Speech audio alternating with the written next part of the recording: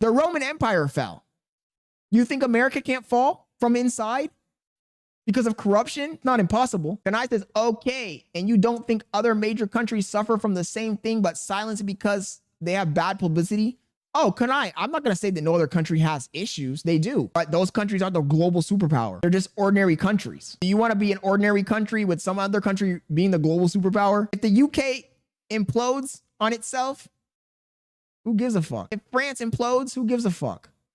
If Canada implodes, who gives a fuck? Honestly, who gives a fuck? If Australia collapsed in civil war, who gives a fuck? What does it affect? Those countries are ordinary countries. If America implodes, first of all, if America implodes, the entire world is fucked. But second of all, we live in America. I don't give a fuck about those other countries. That's what he said about Trump running for a third term, in my opinion, is reckless. It doesn't matter if Trump was the best president in the history of the United States. It's unconstitutional. That's my take. It's unconstitutional. We're a country that's governed by the Constitution. It's unconstitutional.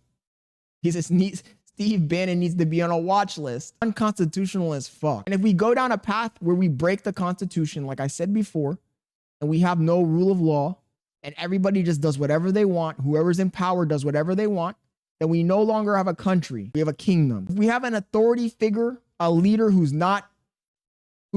rubber stamped, the court just becomes a rubber stamp, a stamp of approval, then we no longer have a country, a democracy. We no longer have a republic. We don't have separation of powers. We have nothing. And it's a disservice. It's a disservice to all of our ancestors. It's a disservice to everybody who's died in any war that America has fought throughout history. It's a disservice to the founding fathers. It's a disservice to everything. It's a disservice to everything America stands for. Those people didn't die in vain to stand for the Constitution. I felt embarrassed for America. He says, is it a republic or a democracy? It's a republic. I felt embarrassed for America because the Canadian politicians, they looked like politicians. They sounded like politicians.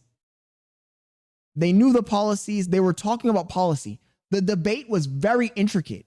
It was very policy based. And then I turned to the American debate, and it's all about character and character assassination. America, you know what the problem with America is? That we've leaned too far into entertainment. Everything has to be entertainment.